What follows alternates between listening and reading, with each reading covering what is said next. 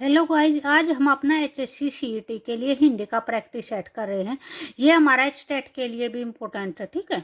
तो यहाँ पे हमारा फर्स्ट क्वेश्चन दे रखा है, पत्नी शब्द का सही पर्यायवाची नहीं है, बताना है। जो पत्नी शब्द का पर्यायवाची नहीं होता, भार्या है, कांता है, दारा है या फिर दामिनी है। तो यहाँ पे हमारा आंसर क्या हो जाएगा? ऑप्शन नंबर 4 हो जाएगा, दामिनी हो जाएगा। जो दामिनी होता है वो हमारा पत्नी का पर्यायवाची नहीं होता, वो हमारा बिजली का पर्यायवाची होता है, ठीक है।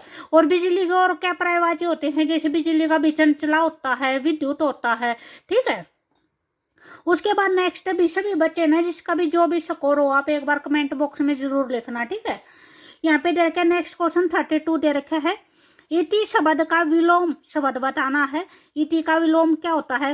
अर्थ है, अंत है, अनंत है या फिर प्रति है। तो इति का जो विलोम होता है वो क्या होता है?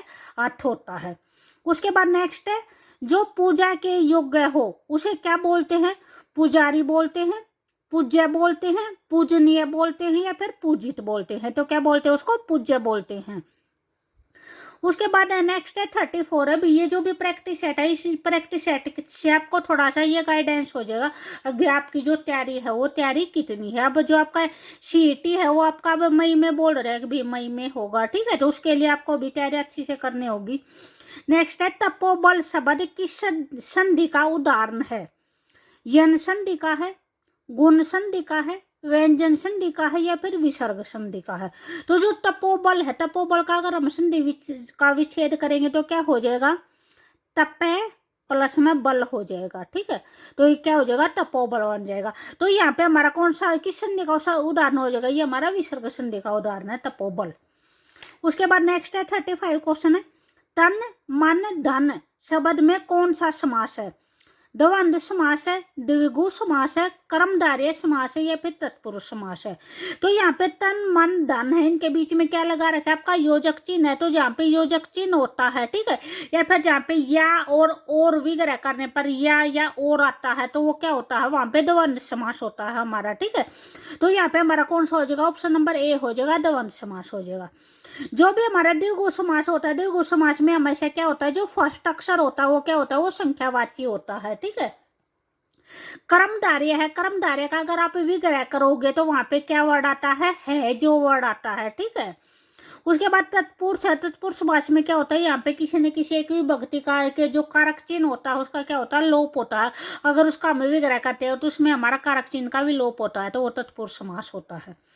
उसके बाद नेक्स्ट है 36 है, निम्न में से कौन सा है जो देशज शब्द नहीं है? पूछ रखा है जो देशज शब्द नहीं है।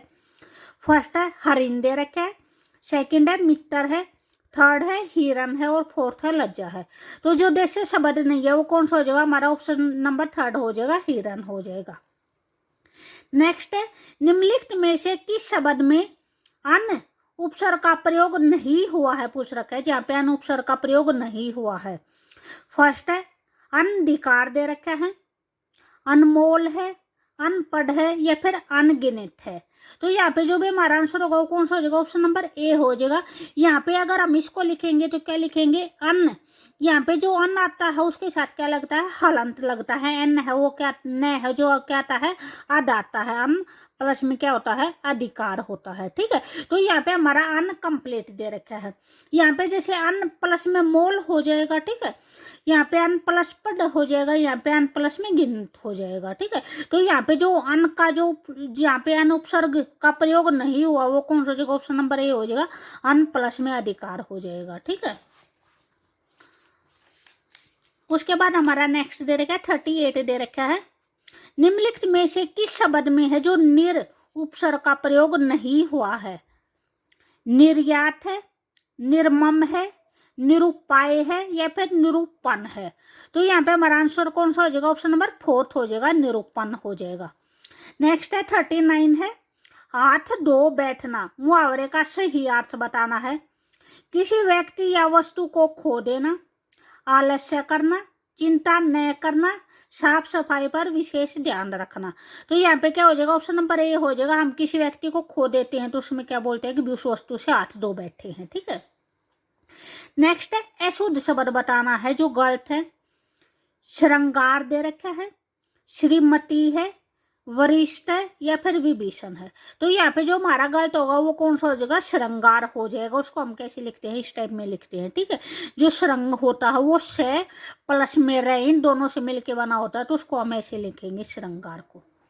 उसके बाद नेक्स्ट है 41 है, निम्न में से कौन सा शब्द है जो सदैव एक वचन में प्रयुक्त होते हैं। प्राण है, भीड़ है, हस्ताक्षर है या फिर लोग है। तो जो एक वचन में प्रयुक्त होते हैं वो कौन सा शब्द है, हमारा ऑप्शन नंबर 3 हो जाएगा। जो भीड़ है वो हमेशा एक वचन में प्रयुक्त होते हैं।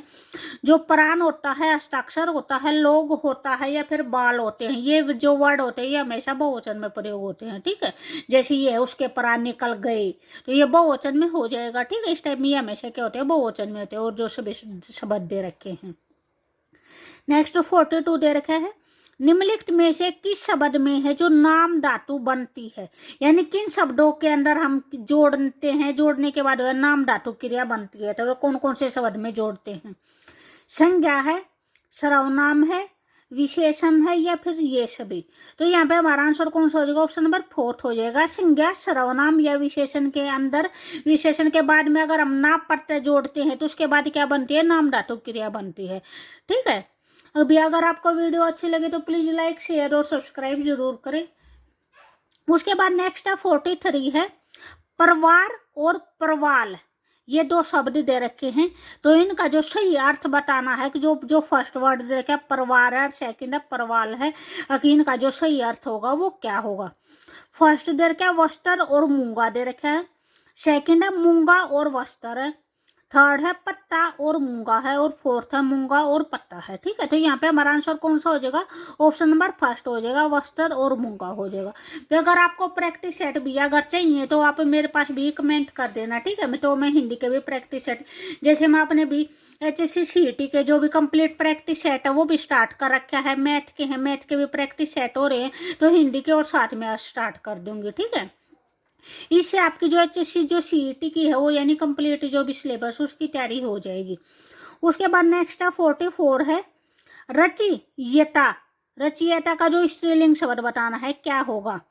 रचयिता होगा, रचयिती होगा, मादा रचयिता होगा या फिर रचयित्री होगा। तो यहाँ पे क्या हो जाएगा, रचयित्री हो जाएगा। जो रचयिता है उसका जो स्त्रीलिंग शब्द होता है। नेक्स्ट है 45 है, स्वेच्छा शब्द का संधि विच्छेद बताना है क्या होगा। सु प्लस में इच्छा, एव प्लस में इच्छा, सु प्लस में इच्छा या फिर सौ प्लस में इच्छा। तो कौन सा हो जाएगा, ऑप्शन नंबर 4 हो जाएगा, सौ प्लस में इच्छा हो जाएगा, ठीक है। Okay bye.